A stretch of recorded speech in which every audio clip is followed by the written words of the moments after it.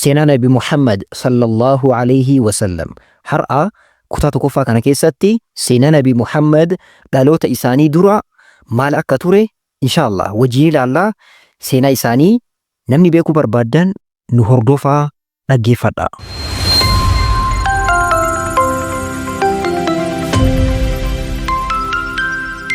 بسم الله الرحمن الرحيم الحمد لله رب العالمين الصلاة والسلام على رسول الله صلى الله عليه وسلم.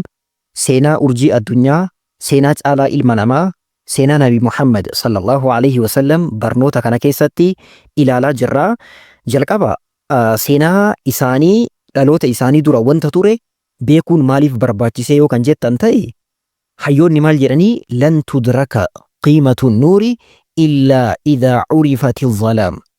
Bu'aan ifni qabu nama dukkana beekuuf galaa jedhani. Namni dukkana hin beekne ifni maal akka isa fayyadu hin beekuu jedhani. Seenaan Nabi Muhammadii hagam takka fayyada. Nabi Muhammad dhufuun isaanii addunyaa kana hagam takka fayyade jecha beekuudhaaf nama maal beeketu seenaa isaaniin kun isaaniif gala. Nama dukkana addunyaan kun yeroo san akkam akka turte nama beeketu isaaf galaa jedhan. Sababa kanaafi har'amee inshallah mata duree sadii barnoota kana keessatti ilaalla. Tokkoffaa haala biyyoota addunyaa. Addunyaan kun akkam ture akka walii galaatti akka jedhu ilaalla mootota isaanii wajjin. Lammaffaa amantiilee addunyaa. Sadaffaa seenaa ashaabul fiil yookaan seenaa warra fiilii yookaan arbaa karabbiin keenya Qur'aana keessatti dubbate wajjin ilaallaa waa'ee Abrahaadha. Inshallah barnoota kana qalbiidhaan sirriitti dhaggeeffadhaa. Nabiyyi sallallahu alayhi wa sallam hadiisa imaamu Muslim odeessan keessatti yoo dubbatan maal jedhanii inna Allaha نظر إلى أهل العرض فمقتهم عربهم وعجمهم إلا بقايا من أهل الكتاب. ربين جراني قام ورد كان رجروت إلى لي جراني تلوت نبي محمد درا إلى ليتين عرب اللي ور عرب هنتين اللي هندوم إساني جبي جراني جتون دلقان إسان دلقان أديم إسان كيس جران دلقا جبسي سات أو ربين ني أرجي إنو ملي إلا بقايا من أهل الكتاب. وروتا أهل كتابا ور كريستانوتا namoota xiqqoo malee nama amantii sirrii irra jiru yeroo saniif namoota san malee hundi isaaniiyyuu waan rabbi jibbu waan fokkataa qofarra turanii jedhan. Sababa kanaaf rabbiin Nabi Muhammadiin sallallahu alayhi wasallam ergee jechuu. Mootummoota addunyaa kan yeroo sanii hedduutu ture. Mootummoonni gurguddoon kanneen akka Roomaan Impaayir yookaan mootummaa Roomaa Impaayira Roomaa jedhameetiin isa beekamu isa tokkoffaadha. Mootummoota yeroo sanii aangoo fi jabeenya guddaa qaban akka amma Ameerikaa fi Raashiyaa jedhamaniitiin beekaman keessaa tokko Roomaan Impaayiriidha. Roomaan Impaayiriin aangoo addunyaa kanaa wadhakkaa dachii waan ta'u harka isaanii turtee jedhanii. Isaanis lamatti qoodamu. Mootummaa Roomaa kadhihaa yookaan Weessarn Roomaan Impaayirii fi lammaffaan ammoo Iisarn Roomaan Impaayir yookaan mootummaa Roomaa isa bahaa jedhameetiin iddoo lamatti qoodamu. Tokkoffaan mootummaa Roomaa dhihaati yookaan Weessarn Roomaan Impaayir. Weessarn Roomaan Impaayiriin teessoon isaanii magaalaa Room yoo ta'u ergama Nabi Muhammad sallallahu alayhi wasallam dura bara 476 dhaloota Kiristoos booda kufte yookaan aangoon isaanii yeroo san dhaabate. Amantiin isaan hordofaa turan amantii kiristaanaa kaatolikii turanii. Warri eenyu warri mootummaa Roomaa dhihaa. Mootummaa Roomaa bahaa yookaan Eastern Roman Empire sirriitti beekamtuun isiinis Impaayira Bizantaayinoota jedhamanii yookaan Bizantaayin warra jedhamee beekamu yaa warri baratanii beektu natti fakkaata. Akkas jedhamanii beekamu bara Nabi Muhammad sallallahu alaihi wasallam ergamanitti eenyutu bulchaa ture Qeysara Hiraqlaa ka jedhamu. Qeysar jechuun maqaa mootota Roman Empire bulchaniiti. Hiraqlatu bulchaa ture. Yaa seenaa keessa dhageettan natti fakkaata. Teessoon isaanii Konstaantinoopilii. Amantiin isaanii amantii kiristaanaa ortodoksii turanii. Bara 1453 dhaloota Kiristoos booda mootummaa Usmaan Tarkiitiin kufte. Namni seenaa fiilmii Usmaanii ilaaltan waan kana ni beektan jedheetiin yaada. Mootummootni Roomaa kabahaatii fi dhihaa kunniin sababa garaagarummaa garaagaraa jidduu isaanii tureef jecha wal waraanaa turan waggoota dheeraadhaaf. Mootummaan Roomaa kabahaatii fi kadhihaa ilma namaa irratti dachii kanarratti miidhaa guddaa fi badii guddaa raawwataa turan. Mee badii isaan raawwataa turan keessaa takka lama jenneetiin haa ilaallu. Tokkoffaa gibira humnaa ol namatti guddisaa turan. Lammaffaa hiyyummaan humnaa ol gibirri yoo guddate namni hiyyummaa keessa seena. Hiyyummaan waan baay'ateef jecha fuudhuun dadhabamee ilmi namaa maaliif gad taa'e? Zinatti gadi taa'e. Zinaa ilmi namaa keessa seene kana irraan dhoorkanii ittuma dhiisani. Ittaan suudhaan gabroota bineensa hojii walitti baasanii handhaansoo libbaha jedhanii fakkeenya bineensa fidanii leencafaa itti gadi dhiisanii akka leencaa fi gabroonni wal lolan taayisaa turan. Subhaanallah. Zulmii isaa ilma namaa irratti raawwataa turan mee ilaala. Fakkeenya kanaan waan tokko isinitti haa himu. Mootummaa tokko ture. Vespaasiyaan jedhama. Bara 69 hanga 79 dhaloota Kiristoos booda bulchaa ture. Yahudoota biyya Orsaleem keessatti argaman. Mee Yahudota irratti maal akka raawwatan mee ilaala. Kaamma Yahudotaan tokko ta'aniitiin akkana socho'an kana Yahudota irratti mootummaan kun maal raawwate? Yahudota biyya Orsaleem irratti isaan weeraree akka ofii isaaniitii isaan wal ajjeesan taasise. Ofuma keessanii isin wal ajjeesaa jedheen. Subhaanallah. Abbaan ilma ofii, ilmi abbaa ofii, haadha ofii, obboleessa ofii, obboleettii ofii akkana wal ajjeesisiisee ficcisiisee jechuudha. Zulmii hagana ga'u kana ilma namaa irratti raawwataa turan warri mootummoota Roomaa jechuudha. Lammaffaan mootummaa Faaris yookaan Persiyaan Impaayir kan jedhamu. Yaa Persiyaan Impaayir jettaniitiin barattanii jirtanii beektoorri barattan. Mootummaan Faaris yookaan Persiyaan Impaayiriin kun isaan illee akkuma Roomaadhaa aangoon guddaa addunyaa kanaa harka isaanii ture. Akka laayika Ameerikaa fi Raashiyaa kana jechuudha. Akkuma mootummaa Roomaa gocha gara jabeenyaa guddaa fi dalagaalee fofokkaatoo hedduu dhala ilma namaa kanarratti raawwataa turan. Fakkeenya isaaniirraa maaliidhaa? Intala fira ofii taate fakkeenya obboleettii ofii, haadha ofii bakka nama fuudhuun hin eeyyamamne ni jiraame kasafumattuu aadamattuu hin taane kana namoota fira ofii ta'an kana fuudhaa turanii. Fakkeenya mootiin Yizdajir jedhamu intala ofii dhalche fuudhee booddee maal godhee ajjeesee ni jedhani. Subhaanallah. Mee zulmii isaa ilma namaa irratti raawwataa turan mee ilaala. Islaamummaan kanneen hunda keessaa ilma namaa baase. Qabeenya dubartii fi wantoota kana fakkaatan akka namni waliif fayyadamu taasisan. Fakkeenya qabeenya kiyya dhufee namni biraan fayyadama. Ka humna qabu dhufeetiin akka barbaadan fayyadama. Yoo laafaa ta'e namni na nyaatee na fixuu malee uummata akka carraan qabu. Dalagaan waan dhabameef jecha hatiinsi humnaa ol baay'ate. Namni bakka hatiinsa gadi taa'ee dalagaa dhabeetiin dalagaan namni raawwatu maali hatiinsa qofa ta'e. Mootota akka rabbiitti ilaalu. Fageenya irraa afaan haguugatanii isaan dubbisuu fi kanneen kana fakkaatan uummata irratti dirqama taasisanii. Namni tokko mootii dubbisuu barbaade afaan ofii akkana maratee fageenya irraa dubbisee bira dabra malee itti dhiyaatee dubbisuu maali minaamin wanta akkasii hin hojjetu. Garuu Nabi Muhammad sallallahu alaihi wasallam wanta kana hunda balleessanii ilmi namaa walqixa jedhaniitiin seera kana hunda cabsanii jechuudha. Mootummaa Faaris keessatti waan isin ajaa'ibu tokko isinitti himu. Ilma namaa sadarkaa 7 qoodanii. Tokkoffaan xabaqatul akaasiraa. Fawqal jamii xabaqaa akaasiraa jedhanii kunniin nama hundaa oli. Lammaffaan xabaqatul ashraafi. Wahaa ulaa'ii sabu aa'ilaatiin. Warra maatii 7 wahiiti. Kunniin warra tokkoffaa sanii gaditti lammaffaan kanniini. Namni isaanii olii kabiraa hin jiru maatii kanniiniin ala namni isaanirra afaa ol qabateetiin dubbatu hin jiru. Sadaffaan xabaqatu rijaaliddiini. Sadaffaan warra amantiiti. Afraffaan warra lolaati. Loltoota, hooggantoota lolaa mana kanniini afraffaadha isaan. Inni shanaffaan xabaqatul musaqqafiina warjaalil ilmi wal kuttaabi wal xibbaa wa shu'araa namoota beekumsa qaban namoota hayyuu namoota akkanaatiin shanaffaan. Jahaffaan xabaqatu dahaaqiini wahum ru'asaa'ul quraa wajaami'u daraa'ibi bulchitoota magaalaa warra ganda bulchuu warra deemeetiin gibira sassaabu namoota kanniini. Inni torbaffaan ammoo wahiyya xabaqatu sha'abi. Parsantii 90 ka ta'u sadarkaa meeqaffaa keessa jira? 7ffaa keessa jira. Sadarkaan 7ffaan kun akka barbaadan itti fayyadaman, akka barbaadan isaan godhan, waan barbaadan itti raawwatan warri haga jahaa jiru kunniin sadarkaadhaan akkasitti miidhaa walirra raawwatanii jechuudha. Islaamummaan ta dhufe kanneen hundaa maal godhee seera kana cabseetiin ilmi namaa walqixa jedheetiin waan kana kuffisee jechuudha.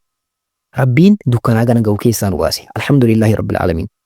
Ittaan suuraani dhihaa Awurooppaatiin ni sadaffaan. Awurooppaan garri dhihaa kun biyyoonni akka Anjeeltaraa, Swiidin, Deenmaark, Jarmanii biyyoota kanneen of keessa qabata. Maal fakkaatan laata? Kunniin dukkana guddaa keessa turan. Hayyoonni isaanii fakkeenya hayyuu seenaa jedhamee ka beekamu hayyuu biyya Faransaay tokko رينون جاميتين كابيكا متوكو مال جدا أفاحت أوروبا في ذلك الزمن بالعيوب والآثام وهربت من النزافة والعناية بالإنسان والمكان وزخرت بالجهر والفوضى والتأخر وشيوع الظلم والاضطهاد. بيون أوروبا كنين بيون نعم دبان يكون إها أوروبا كنجران كنين بودتي أفينسا دوكنا قد كيسا تراني جدا قلقلين وان جدا متكم بيكا نيجدا كانا كجدا جرو بيكا سينا ميساني كبرس وهيو ميساني miidhaa akkasuma mallee namni bakka wal nyaatee wal fixu kana keessa beekamaa turanidha.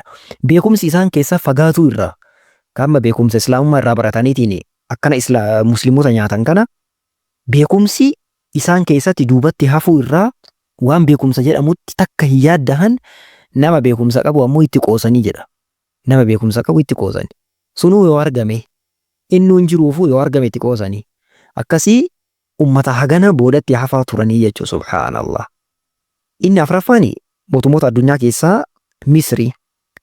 Misri yaa'u erga mootittiin isaanii Kiliyaa Paatran jedhamtu bara 31 dhaloota Kiristoos dura Ogastasiin erga injifatamte booda Roomaanotaan weeraramte. Jaarraa shanaffaa erga turan booda bara 476 dhaloota Kiristoos booda mootummaan Roomaa bahanii kufe. Garuu mootummaan Roomaa dhihaa immoo dhalachuu Nabi Muhammad sallallahu alaihi wasallam dura waggaa 100 isaan to'atanii. Beeka dhiibbaa fi miidhaan mootummoonni Roomaa geggeessaa turan uummata Gibsi yookaan Misrii kana irratti guddaa geggeeffamaa ture. Sababa saniif jecha diinagdeedhaan, hawaasummaadhaan bakka waa hunda keessatti boodatti hafaniitiin akka malee dadhabsiisanii duubatti gad hambisanii turan. Amantii isaaniillee amantii Ortodoksii kana akka isaan fudhatan dirqisiisaniitiin amantii Ortodoksii akka qabatan taasisaniini. Misri akkuma beekamaa ta'e biyyoota amantiin kiristaanaa Ortodoksii kun keessatti jaba jedhamee ilaalamu keessaa isii tokkodha. Inni afraffaan Hindii. Hindii biyyoota addunyaarra jiran keessaa amantiidhaan, siyaasaan, hawaasummaadhaan, safuudhaan fi akkaataa jireenya garaagaraatiin gadaantummaa guddaa keessa biyyi jirtu Hindii jedhamti. Dalagaalee fukkataa fi jibbisiisaa ta'an hedduu dalagaa turte. Mee tokko tokko mee ilaallu garii isaanii. Fakkeenya dubartii abbaan manaa irraa du'e akka hin heerumne dhorkanii bakka. Hin heerumtu yoo barbaadanii gubanii ajjeesanii isiillee abbaan manaa kee du'e ati qofti maa jiraattanii gubanii ajjeesani. Subhaanallah. Beeladaalee fi wantoota dachii irratti argaman hunda gabbaru. Mee dukkana isaan keessa jiran laala haga ammaallee sanuma keessa jiranii. Mana amantaa keessatti dalagaalee fukkataa raawwatuun ajza waaqaa fakkeessu. Bootaan manni amantii isaaniif maali? Boota bariitti dalagan ta'e. Innaa lillahi wa innaa ilayhi raaji'uun. Rabbiin zulmiyaa gana ga'u keessaa ilma namaa baasee jiru dukkanaa gana ga'u keessaa. Abbootiin amantii Hindootaa ilma namaa sadarkaa 4 keessatti qoodaniitiin xiqqeenya guddaa irratti raawwataa turan. Isaanis maalidhaa? Tokkoffaa sadarkaa baraahimootaati. Baraahimaa jechuun Hinduuzimoota jechuudha. Abbootii amantii fi kahaanota kunniin. Lammaffaan shaatriyoota. Shaatriyoota kan jedhamu loltootaa fi warroota lolaa, warroota hooggantoota lolaa, wantoota sanii wal qabatan keessa kan jiran shaatriyoota jedhamu. Aangoo ittaanaa kan qabu kanniini. Inni sadaffaan vaayishoota. Vaayishoonni qotee bultootaa fi daldaltoota. Kunniin isaanitti aananiitiin haga tokko bootaa qabu. Lammaffaan shuudaroota. Shuudaroonni namoota wantoota sadiin kanniin ala jiran fakkeenya akka hojjettoota sararatanyaa waan jedhamu. Bakka namoonni sadarkaa kana keessa jiran gadaantummaa guddaadhaan ilaalamu. Miila yookaan miila waaqaa irra uumaman jedhamaniitiin ilaalamu. Sababa kanaaf jecha akka barbaadan itti taphatu. Subhaanallah, subhaanallah. Waan nama ajaa'ibu shuudaroota kanneen hojii akka barbaadanii hojjechiisanii mindaa garuu isaaniin kafalani. Islaamummaan garuu aatul ajiira ajrahu qabla an yajuuffa jedhe. Akkuma kana Nabii sallallahu alaihi wasallam. Nama hojii tokko hojjechiifattan osoo dafqee isaa hin gogin dura mindaa isaa isaaf kennaa jedhan Nabii sallallahu alaihi wasallam. Islaamummaan akkanatti ilma namaatiif bootaa kenne. Warri shuudarootaa kunniin osoo mindaa isaanii baraahimoota ka gaafatuuti. Osoo xiqqooma isaaniin kolloluuti. Harkaa yoo inni har walloleen harkisaa turraa cita. Yoo inni afaanii waatti dubbate ibiddaan gubanii ajjeesanii. Zulmiyaa gana ga'u irratti raawwataa turanii. Subhaanallah. Inni jaaffaan Yahudoota. Yahudoonni addunyaa kana keessatti sharrii fi shira garagaraatiin waan beekamtuuf jecha biyyoota akka Eeshiyaa, Awurooppaa fi Afrikaa keessatti cinqamaa fi cunqurfamaa jiraataa turte Yahudoonni. Yeroo isaaniitti aangoo guddaa qabu eenyu tokko kiristaanota. Lammaffaa immoo warra ibidda gabbaru yookaan warra mootummaa Faarsii Pershiyaa jechuudha yookaan Faarsii. Yeroo bal'ina argatan irratti ammoo ilma namaa irratti miidhaa dhala yookaan intarastii waan jedhamu dhala fudhataa kennaa waan akkasiitiin beekamu badii garaagaraa dalagaa turani Yahudonni bara sanitti. Ittaanse Chaayinaadha. Chaayinaan yeroo ergama Nabi Muhammadii keessa sallallahu alaihi wasallam amantiileen sadii isaan keessa faca'ee saniin hoogganamaa turanii fakkeenya nama Lawissoo jedhamu tokkoon amantii fi ilaalcha mataa isaa kan qabuu fi dubartii hawaasaa fi jireenya duniyaa irraa fagaatutti xiyyeeffatan bakka. Isaan dubartii irraa akka fagaatan, hawaasa irraa akka fagaatan, jireenya duniyaa kanarraa akka fagaatan isaan ajaja. Lammaffaan Konfuushiyoota. Konfuushiyoonni jireenyi kun kaayyoo akka hin qabne amanu. Akkasuma mallee kallattii gabbartiitiin immoo wanta fedhan akka gabbaran eeyyamuufi. Ilmi namaa tokko kaayyoo uumameef hin beeku. Lammaffaa waan fedhe gabbara. Akkana jiraataa turan. Inni sadaffaan buuzaadha. Yookaan budii akka jedhamu. Hawaasaa fi jireenya duniyaa irraa fagaatanii jiraachuu fi akkasuma mallee siidaa isaaf tolchuun waaqeffatamaa ture. Eenyu buuzaan kun yookaan budii akka jedhamu. Budizimii jechuudha. Akkasii Hindii Chaayinaan illee yeroo sanitti ummata addunyaa kanarraa boodatti haftuu turte bakka kaayyooma jiraataniifu ummatan beekne turan. Garuu achi booda qaroominni islaamummaadhaa addunyaa kana fudhatee isaan illee carraa kana keessa ummata fayyadamu ta'anii jechuudha. Inni saddeetaffaan Ameerikaa kaabaa fi kibbaati. Ameerikaan lamaan qaroomina addunyaa irraa baay'ee tokko fagaataa turan. Inni saglaffaan Araboota. Arabootni ergama Nabi Muhammad sallallahu alaihi wasallam dura dukkana gurguddaa kallattii amantiitiin, kallattii naamusaatiin, kallattii jiruu jireenyaatiin dukkana gurguddaa keessa turan.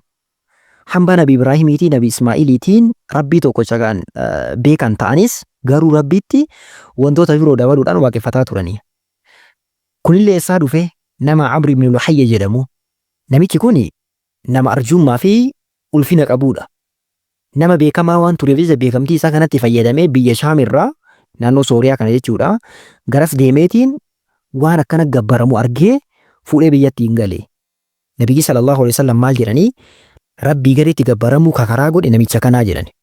Wantoota shirkii hedduu kakaraa godhe nama kana jedhan. Amri ibn Luhayyi jedhamu kana. Araboonni sababa kanaaf maal gochuu eegalanii naannoo Ka'abaatitti waaqota tolfamoo 360 ta'an achitti walitti qabaniitiin waaqeffataa turanii jechuudha. Rabbiin garuu booda dukkana kana keessaa isaan baase namatti fayyadame hunda. Kallattii naamusaatiin immoo araqee dhugaa turanii, zinaa dalagaa turanii, dubartii xiqqeessaa turanii, awwaalaa turanii, gosummaadhaan wal nyaataa turanii, wantummaan isaan hin dalagne hin jiru ture. Akkaataa fuudhaaf heerumaa fi akkaataa jiruu jireenyaa wal qabatu keessatti aadaa fokkataa fi baay'ee duubatti hafaa ta'e tokko keessa turan. Aayishaan fakkeenya hadiisaan wanta kana yoo nu ibsitu akkana jettee ibsiti. Dubartii akkaataa afuriin miidhaa turanii jetti. Fuuti akkaataa afuriin turte. Tokkoffaa dubartii takka fuudhuudhaaf yaa erga jaalatan booda karama normaalii amma jiru kana deemanii abbaa dubbisanii achi booda fuudhuudha. Kuni karaa sirrii. Lammaffaan dubartii takka yoo dhiigni marsaa laguu itti dhufe maal godhanii nama sadarkaa qaba jedhameetiin ilaalamu tokko bira qabatanii dhaqaniini. Achi booda inni zinaa irra dalagaa yookaan walqunnamtii saalaa irra dalagaa. Erga inni walqunnamtii saalaa irra dalagee booda abbaan manaallee erga isiin ulfooftee booda akka jaartii isaatiin waliin jiraataa jechuudha. Subhaanallah. Dubartiin isaaniif maal turte? Iqaa turte yookaan meeshaa turte. Subhaanallah. Inni sadaffaan dubartii takka irratti namootni 10 gadi ta'an wal gahuudhaan walqunnamtii saalaa irratti dalagu. Yeroo isiin deettetti ammoo maal gootii namoota 10 kanneen walitti qabdee waamti. Achi booda ilmi keeti jettee itti hirkisti inni illee bakka ilma kiyya jedheetiin fudhata. Mee ilaalaa dubartii waan godhaa turan. Yaa dubartoota mee addunyaan akkam akkasii godhaa ture mee ilaali. Subhaanallah. Inni arfaffaani dubartii takka irratti dalagaa zinaa kanaaf qofa kan dhaabatte yookaan afaan baraatiin shaarmuxaa jedhamtu jechuudha. Yookaan mana naayit kilabii mana dubartoota dalagan dubartoota akkasii irratti zinaa ni dalaganii achi booda nama ilma himuu danda'u kawa dandeettii waa akkasii qabutu jira nama sanni waamanii ilmi kun ka'ee nuti himii jedhaniin. Achi booda nama naannoo san jiraatu hunda keessa ka'ee baluu jedhee itti hirkisaa. Achi booda akkasiin ilma kiyya jedheetiin abbaan sun illee ofitti qabee jiraachisaa jechuudha. Dubartii bakka adeemsa kanaan ilaalaa turan. Waan bootaa qabdu wahii jedhanii osoo hin taane gadaantummaa guddaadhaan dubartii ilaalaa turan. Subhaanallah. Kana fakkaataa addunyaan akkana turtee ittaan sunaan amantiilee yeroo dhaloota Nabi Muhammad sallallahu alaihi wasallam turan amantiilee jiran mee ilaalla. Tokkoffaan amantii Yahudaa yookaan Judiizimii kan jedhamu. Judiizimiin yookaan Yahudummaan erga Nabi Iisaa yaa'u amantiin Yahuda jedhamu jalqaban turre. Maaltu ture? Hordoftoota Nabi Muusaatu ture. Nabi Muusaa fi hordoftootni isaaniillee maali? Muslima. Haga maal ta'utti? Haga gaafa Nabi Iisaan dhufuutitti. Erga Nabi Iisaan dhufe booda amantiin Yahudaa jedhamu hin jiru. Amantii maal jedhamu malee? Amantii Islaama jedhamu. Kan Nabi Iisaan ittiin dhufe isa malee. Sababa kanaaf amantiin Yahudaa jedhamu erga Nabi Iisaan dhufe booda amantii sirrii hin taane ta'ee jechuudha. Akkuma amma amantiin Islaamaa erga dhufe booda amantiin Kiristaanaa kan jedhamu kun kan hordoftoonni Nabi Iisaadha. Nabi Muhammadii akka hordofuu qaban kana jechuudha. Itti aansee amantii Kiristaanaati yookaan Kiristiyaanitii kan jedhamu. Amantiin Kiristaanaa Nabi Iisaan yookaan Yesuus yeroo isaan lubbuudhaan jiraataa turanitti amantii sirrii ture. Garuu erga Nabi Muhammad ergame booda shirkii garagaraa itti waan makamee dabalameef jecha hundi isaanii hordofuu qaban. Nabi Muhammadiin hordofuu qaban. Wanti isaan raawwataa turan ammoo maal ta'eetiin ilaalama? Shirkii ta'eetiin ilaalama. Sababa kanaaf amantiin Kiristaanaa amantii akkasiiti. Amantiin Yahudaatii fi amantiin Kiristaanaa illee dhaloota Nabi Muhammad biratti baay'ee babal'atanii turan. Fakkeenya amantiin Kiristaanaa guddaa ture. Yahudaan illee naannoo Arabaatitti illee ni argamti. Biyyoota garaagaraa keessatti faca'aniitiin jiraataa turanii jechuudha. Yaa'u ni beektanii amantiin Yahudaa Rabbii tokkicha gabbaranii keessaan shirkii garagaraa waan garagaraa raawwatan malee amantiin Kiristaanaa illee Rabbii tokkicha osoo gabbaran Rabbiin biratti Iisaa fi Hafuura Qulqulluu kan jedhamu kana itti dabalanii jechuudha. Itti aansee amantii Majuusaati. Amantiin Majuusaa wantoota uumamaan argaman wantoota mul'atan kanneen gabbaruu irratti xiyyeeffata. Fakkeenya yeroo Nabi Muhammad sallallahu alaihi wasallam dhalatanitti yeroo isaa ergama isaaniititti biyyootni akka fakkeenya amma mootummaan Faaris yookaan Parshiyaanii gabbartii maaliitiin beekamu turanii? Gabbartii ibiddaatiin beekamu turani. Itti aansee afuraffaan amantii Budiizimiidha. Budiizimiin amantii Hindii fi biyyoota baha fagoo Eeshiyaa keessatti babal'inaan hordofamaa turedha. Innis amantii wantoota tolfamoo fakkeenya akka siidaa Budihaa kana fa'a Budihaa kana yookaan ka Budiizimii kana jechuudha. Siidaa isaaf dhaabanii guutama Budihaa kan jedhamu kana isa waaqeffataa turanii. Shirkii akkanaa keessa turanii jechuudha. Itti aansee Hinduuzimiidha. Amantiin Hindiin keessatti baay'ee beekamaa fi asli yookaan amantii beezii jedhameetiin ilaalamu. Amantii maaliiti? Amantii Hinduuzimiiti. Amantiin Hinduuzimii amantii Hindiin keessatti sirriitti beekamaa fi bootaa qaba jedhameetiin ilaalamu isa ture. Addunyaan yeroo san haala kanarra turte akkaataa kanatti Nabi Muhammad sallallahu alaihi wasallam addunyaa kanatti ergamanii Rabbiin subhaanahu wa ta'aalaa amantiilee akkanatti kararraa badanii jallataniitiin shirkii garagaraa hordofaa turan. Wantoota tolfaman garagaraa hordofaa turan kanarratti Rabbiin Nabi Muhammadiin ergee ilma namaa dukkana keessaa baasee jechuudha. Alhamdulillahi Rabbil Aalamiin. Sadaffaan seenaa Ashaabul Fiil yookaan seenaa warra gaalaati. Rabbiin gadi subhaanahu wa ta'aalaa suuratul Fiil jedhee Qur'aana keessatti isaaniif dubbatee jechuudha. Seenaan isaanii yaa'u seenaa baay'ee bal'aa fi guddaa ta'edha. Mee inshaallah gabaabseetiin isiniif haa himu. Biyya Yemanitti mootiin Habashaa irraa ta'e Abrahaa kan jedhamu bataskaana Qullees jedhamu ijaareetiin hajjii Arabootaa garas deebisuu fi Kaabaa Makkatti argamu immoo diiguudhaaf murteessee kakate. Araboonni kana dhagahan Araba keessaa tokko halkan dhufeetiin sagaraa itti gadi taa'ee booddee itti dibeetiin biraa deebi. Kana kadhagahe Abrahaan diiguudhaaf gaala qopheeffatee loltoota qopheeffatee itti qajeele. Karaa kanatti illee mootota hedduu fakkeenya Zuunafariin fa'a Nufayl ibn Habiibii fi gosoota isaa namoota hedduu karaa kanatti warra isaan loluudhaaf itti bahan Araboota fixee isaan balleessee isaan ammoo booji'ee gara Kaabaa qajeele diiguudhaaf. Abrahaan Xaa'if biyya Xaa'if irraan dabruudhaan iddoo Muhammas jedhamu irraa nama Aswad bin Maqsuud jedhamee beekamu tokko erguudhaan gaala Abdul Muxxalib gaala 200 jalaa qabanii. Abdul Muxxalib hayyoota gurguddaa Arabaa keessaa isa tokko. Ergasii Abrahaan nama Hunaaxaa jedhamu tokko gara Abdul Muxxalib erguudhaan akkana isaan jedhe. Ergaa kana qabadhuutiin deebi Abdul Muxxalibiin bira deemii jedheen. Maal jedheeni? Mootichi gara keessan dhufutti jira. Kan dhufaa jiruuf immoo isinii loluudhaaf osoo hin taane Kaabaa kana diigeetiin booddee deebi'uudhaaf namni tokkollee naafoo hin dhaawatinaa isiniin jedhee. Ani isinii wal loluun barbaadu kaayyoon kiyya Kaabaa kana qofa diigee deemuudha. Hagan Kaabaa diiguuf na jalaa goraa'aa jedheeni. Ergaa kana qabatee ergaa kana nama Hunaaxaa jedhamuun gama Abdul Muxalib ergaa ajaa'ibaati. Abdul Muxalib illee akkana jedhee deebisee ara biraazar isa wajjin wal loluudhaaf fedha takka illee hin qabnu jedheen isa waliin wal loluu hin barbaadu. Yoo rabbiin mana ofii irraa itti isa dhiise haa dhiisuuni. Nu ammoo isa waliin wal loluu hin barbaannu nu akka nu hin tuqnee jedheeni. Nullee qabeenya keenyallee akka nu hin tuqnee gaala kiyya kana tuqame akka naa deebisan jedhee inni waan gaala isaa bichaa qaaqate. Hunaaxaanis nama wajji Abdul Muxalibii kana qabateetiin garam deebi'ee gara Abrahaa deebi'e. Yaa kallattiidhaan Abrahaa biraan dhaqnee Abdul Muxalibii hiriyaa isaa tokko qaba ture Zunafar nama jedhamu. Zunafarii kana abboona manaa kun rakkoon nutti galee rabbi jedhii nama rakkoo kana keessaa nu baasi jedheeni. Zunafar maal jedheeni nama namni ofiiyyuu rakkoo keessa jiru mee maal sii godhee danda'a jedheeni. Anuu kun rakkoo kana keessa jira ofii kiyyaayyuu kun gabroonfamee gabrummaa keessa jira mee maaluma sii godhuu danda'a jedheeni. Garuu mee waan tokko sii godhaa jedhee nama ofii isaatii beeku tokko nama loltoota Abrahaa keessa jiru tokko akka Abrahaa bira dhaquuf isaaf gaafate. Booddee nama san qabateetiin Abrahaa bira ni dhaqee yaa Abdul Muxalibii nama bareedaa nama qaama qabu nama kabajamaa waan tureef jecha Abrahaan isa kabajee iddoo ofii taa'u irraa gadi bu'eetiin lafa isa waliin taa'ee isa waliin haasa'e. Maaliif isa waliin haasa'aa beektu? Abrahaan simamminatiidha. Simamminatii maali? Isinii wal tuquu hin barbaadu. Ani isinii loluu hin barbaadu. Isin ajjeesuu illee hin barbaadu. Anuma jalaa goraan kaabaan bichaa dafee diigeetii ofirraa gama biyyaa deebi'a jedhaan. Abdul Muxalib ammoo dhimmi isaa dhimma biraati. Dhimmi isaa maali? Dhimma gaala isaati. Gaala isaa 200 jalaa fudhatamte. Maal jedheeni? Yaa mootii jedheeni. Asi qabeenya na jalaa balleessitee jirta. Qabeenya koo naaf deebisii gaala kiyya naa deebisii jedheeni.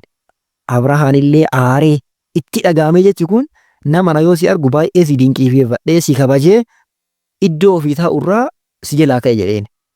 Ani mana keetii fi mana abboota keetii kaakayyoota keetii mana Araboota Ka'abaa kana diiguuf dhufe ani isaaf deema atammoo waan gaala natti qaxxaana mana jedheen.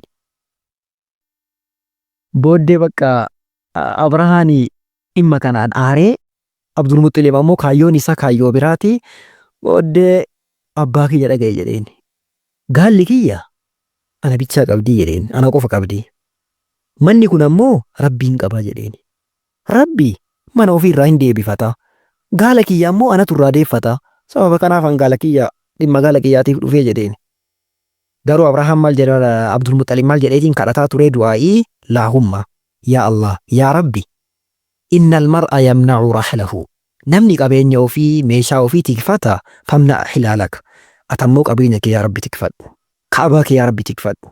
Kunoo diinni diiguuf dhufe yaa Rabbi tikfadhu. Laa yaghlibanna saliibuhum masqalli isaanii yaa Rabbiin injifatin. ومحالهم غدوا محالك jedheetiin du'aa kadhataa ture jechuudha.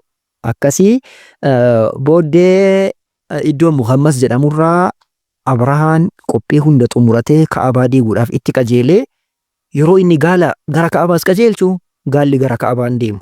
Yeroo inni gara Yamanii achi garagalchu ni deema. Yoo kallattii biraa qaban ni deema. Yoo kallattii Ka'abaas qaban arbi achuma socho'uu dida. Hin dadhabanii hin tumanii booddee Rabbiin subhaanahu wa ta'aalaa allaattii itti erge. Xayyiran abaabiil dhakaa ibiddarraa ta'e dhakaa waddama baadhatteetiin dhufte Rabbi itti erge. Dhakaan sun jedhani yoo takkatti nama tokko dhoofte akka asiidiin fakkeenya yoo gubbaadhaan seene jalaan bahu kana fakkeenya salfariik asiidiin akkas jedhamaami. Akkasitti yoo asii darbatame ka gubbaan dhufe jalaan bahaa jedhan. Subhaanallah innaa lillaahi wa innaa ilaihi raaji'uun. Yoo mataa kana gadi dhoofte jalaan baatii jedhan. Yoo garaa dhoofte duubumaan achi baatii jedhan. Akkasitti Rabbiin isaan halaakee Abrahaan ammoo maal ta'e jedhanii iddoo tuqame mara qaamni odoo irraa cicciitu osoo irraa citu akkasitti Yamaniin galee salphina guddaadhaan akkasitti dhumatee. Subhaanallah Rabbiin akkanatti Ka'abaa isaa tikfate. Maaliif Rabbi akkana taasise jennaan barri Ka'abaa Rabbi akkasitti deebii irraa deebise kun bara Nabii Muhammad keessa dhalatanii jedhan sallallahu alaihi wasallam. Kabajaa isaaniitiif jecha Rabbiin kabajaa isaanii mul'isuudhaaf jecha nabiyyi akkanatti ergama jecha ulfina isaanii mul'isuuf jecha Rabbi kana dalagee jedhan sallallahu alaihi wasallam. Akkasii seenaan isaanii kana fakkaata inshallah. Amma booda seenaa Nabii Muhammad kallattiidhaan itti seenna. Barnoota seenaa isaanii kana hordofaa.